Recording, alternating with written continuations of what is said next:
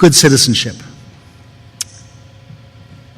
Good citizenship for me is and I don't want to suggest for a moment that we leave behind. I think charity is important and it will always have a place. There will always be situations of need which call up a response from us as individuals, as humans. Just as there will always be problems that require solving. But I think the good citizenship notion moves philanthropy into the area of strategic change, saying it's not enough to solve problems. We have to step back and understand just how interconnected and complex our world is, and how solving problems without an understanding of that bigger picture often leads us to focus on symptoms, and not infrequently to have unintended consequences that become problems as or worse than the problems we set out to solve. The motivation here is not so much simply compassion or even generosity, but I think it's a more fundamental sense of engagement or belonging. We're part of a community, we want to feel a part of a community, and the way we feel part of a community is by contributing. So that's why I'm calling this third stage good citizenship. Let me just go a little further into this, because when I think of what the implications are, in the first, the charity focus, the past that we share, we tended to see problems as single issues. People were homeless, they needed shelter. People were hungry, they needed food. The goal was precisely to alleviate the symptoms of distress. And the means that we used were essentially, we made appeals to people. Either through churches or directly, we asked people to give. The outcome was, of course, to alleviate the problem.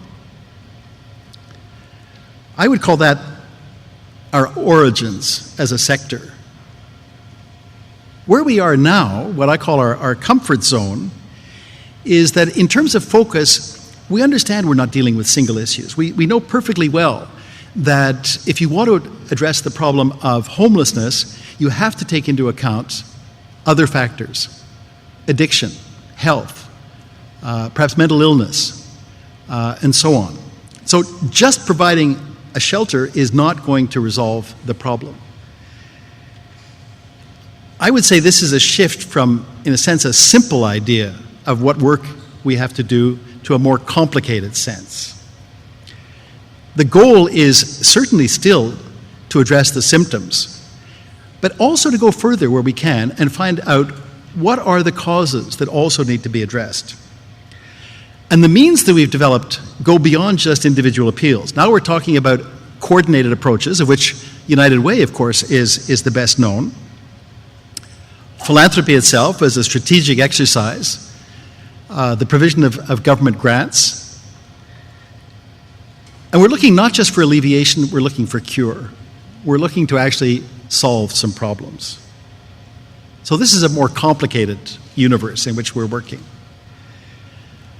The future, what I think is the new normal that we're all having to face, is a recognition that we're now living in a complex world. In a complex world, we realize that the underlying causes, it's not just that these things are linked, it's that we don't even understand fully what the impact of their interrelationship is. So if you take something like poverty, you might have to trace that back to conditions before birth. Fetal alcohol syndrome, what is the impact on that over a lifetime? What are some of the chief referred to the social determinants of health. There's a whole literature now about the way in which economic and social disparities play out in terms of lifetime opportunities. So this is a complex world. And, I mean, you know the definition. Simple is like a recipe for baking a pie. You do the same thing with the same ingredients, you're going to get the same result. Complicated is like sending a rocket to the moon. There's a lot of things that have to be done, and they have to be done in the right order. But put it all together, and you know you're going to be successful. complex is like raising a child. You can raise 3 or 4 children. It doesn't mean that you're going to have a success in raising your 5th by following the same ways that you use for the others. So moving into a complex world poses a number of big challenges. And the goal, of course, is, and this is where I think we are leading into the discussion of the next day, the goal is to tackle underlying causes. The means, it's not just coordinated appeals, it's being very creative in terms of generating a whole variety of possible sources of revenue, including through impact investing, for example. Things that at the moment we're only beginning to look at. And things which, to tell you the truth, in Canada we are particularly hobbled in considering. There's much more opportunity for entrepreneurial action in other jurisdictions like the United States and the UK than there is in Canada. And I think one of the barriers that we have to collectively address is how to free up people in our sector to be more creative in terms of how they generate resources. The outcome we're looking for, it's not just alleviation of a problem or even a cure for it. We're looking at more fundamental social change. So that's the world as I see it.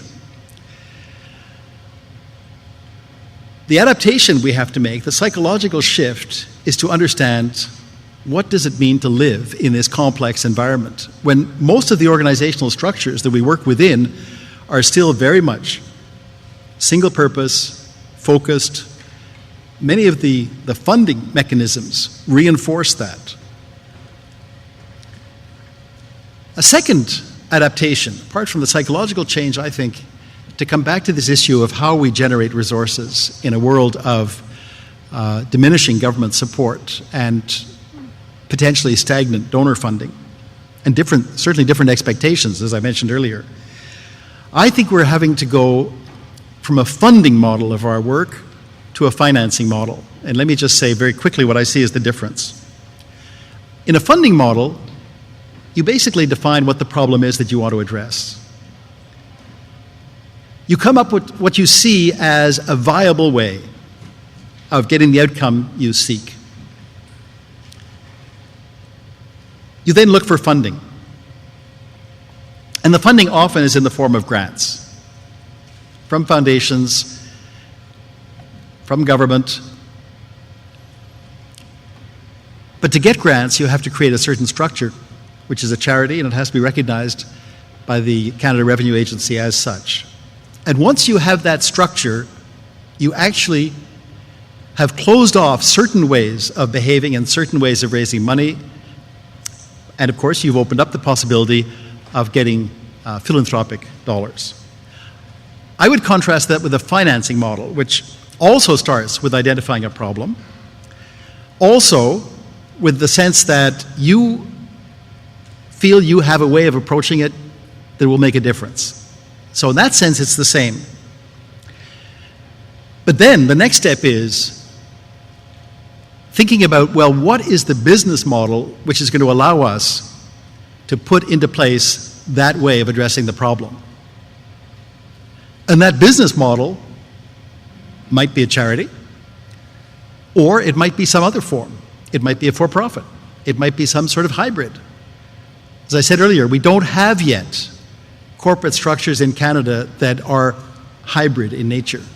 But they do exist in the United States, they do exist in Australia, they do exist in the UK. And I think something like this is an indispensable tool to allow us to be much more creative in moving towards a financing model. And I think in this regard, it's important to mention that when we look at the patterns of revenue generation, the only one that is growing is earned income, which is growing and significantly. So freeing up organizations to be more creative in how they earn income, while of course insisting that the purpose is not profit, it's not to benefit shareholders, is to generate the resources necessary to allow the organization to meet its mission. Third adaptation, which I think we're going to have to make, and we're already in the process, is moving from a focus on outcomes, at least outputs, to outcomes. We all have examples of this. when asked to justify what we've done with a grant or with our donation revenue, we basically cite, how many people were involved in the activity, etc. We rarely are able to say with any degree of accuracy or precision what the outcome was, as opposed to what the activities or the number of people involved were. We've had an enormous emphasis placed on compliance, accountability. How often have you heard that word? We have to be able to account for everything we do and every dollar we spend. But the shift is going to be away from that kind of accountability to performance. How can you demonstrate to the people who are supporting your work what the outcomes are that you're achieving? What value are you adding? This is an enormous challenge to all of us. And finally, we're going to have to shift from thinking of organizational survival as being an overriding goal. We don't talk about it a lot, but the reality is that an enormous amount of our effort and of the resources that we gather are devoted to keeping our organizations going. This is going to become much less important in the future than how well we're actually fulfilling our missions. So, what are some of the elements of what I would call a new operating system for our sector? Programs are going to have to be much more user-centered. Most of us would say, yeah, but they are. We're all focused on the needs of whatever the constituency that we're trying to serve. Well, sorry, they're not. How many boards actually have representatives from the communities we work with on them? To what extent are they built into the process of designing programs? The notion of user-centered, and this is something which is coming very strongly out of the literature now in business design and so on, is absolutely fundamental. You can't do anything without having the perspective of people who are actually living the experience that you're trying to deal with. It's not enough anymore just to be an expert on a topic. You have to understand, how is that problem perceived by people who live it every day? So the notion of being user-centered, I think, has to go much further than it has. So lived experience is, in its own way, as important as knowledge, as the knowledge that we classify as knowledge, i.e. often academic expertise. Secondly, I think we're going to have to be much more decentralized.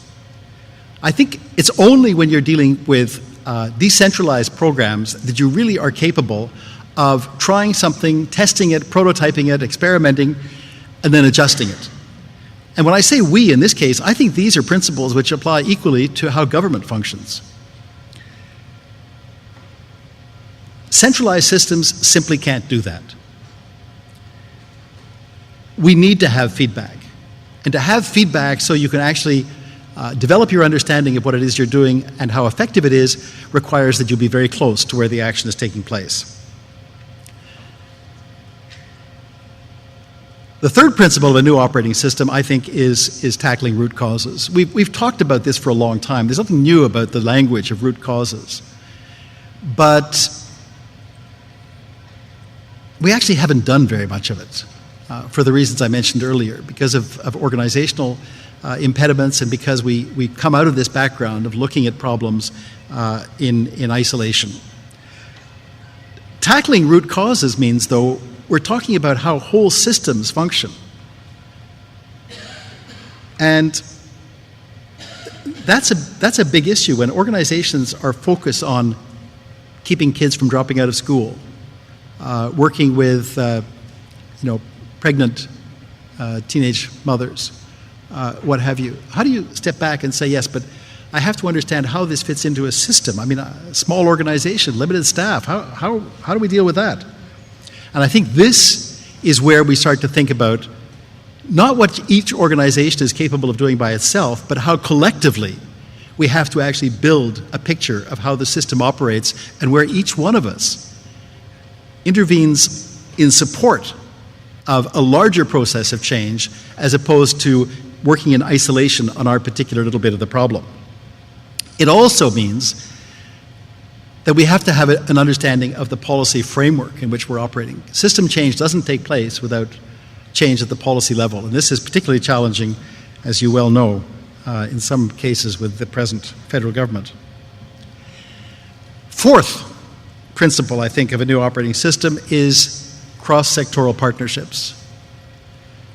By cross-sectoral partnerships, I mean working, really working, with people in the private sector and government.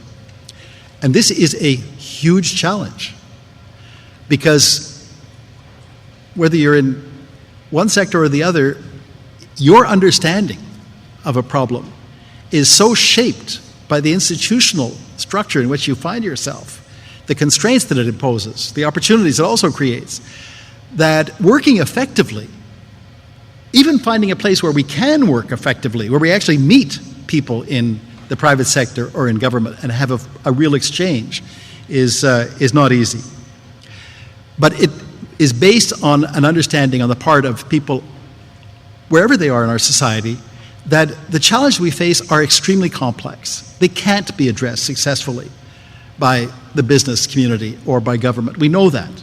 We've tried. We expected government to solve all of our problems for some time, and then the pendulum swung right over to, well, business will take care of it. 2008 suggested that that's not a very realistic expectation either. We all have to work. We need the involvement of all sectors. Outputs to outcomes, I've already mentioned this. The implications, we have to be able to measure results, and that requires a capacity for monitoring and communicating that many organizations don't have, and that perhaps it's unrealistic to expect many smaller organizations working in the community to have. I talked earlier about the shift from a funding model to a financing model. So a much more diverse picture of how we support our work and a rethinking of the business models that underlie it. And what this leads me to, perhaps most fundamentally, is how essential it is for us to find ways to collaborate, because we simply cannot do all of this in isolation. So, conclusion. The business model we have, what I call Charity 2.0, isn't sustainable. We have to actually be much more ambitious, and we have to equip ourselves to meet some of these shifts that I've talked about. The Charity 3.0 is really about diversity, adaptation, innovation, collaboration. Now this all sounds perhaps a bit of a daunting challenge, so I just want to end by saying, when I talked about the drivers of change, when I started out, I talked about slow growth economy and growing social and economic inequality within our societies, and so on. But that's what I call my Cassandra portrait. There's another way of looking at it. The other way is what I call my Pollyanna portrait. And that's the upside of all of this. Lowering our consumption is a good thing. Achieving greater global equity is a good thing. Living within our means is a good thing. Redefining what constitutes a good life, more than just acquiring, having stuff, is a good thing. Being more open to innovation, to look at how our systems operate and how they can be improved, it's a good thing. Diversifying our funding sources, absolutely it's a good thing. We are living in a world in Canada of astonishing abundance. It drives me crazy when I hear people say, you know, what can we possibly do? We just don't have any money. We don't have any resources. This country is richer now than it's ever been in the past. If our mindset is one of deprivation and poverty and limited resources and lowered expectations and minimal ambitions, we will rapidly become irrelevant. The mindset we have is we live in a rich country, we have huge resources, we have highly skilled and educated and experienced people. It's up to us to define a set of goals which really excite people, make them want to participate, give them the opportunity to feel fully a part of this country. I think we can do it. That, to me, that's what we're going to reach if we navigate successfully through these waters. So I congratulate United Way Ottawa for organizing this opportunity and for all of you to come here. And I think I really have to take my coat off now. and thank you for this chance to give you a few words.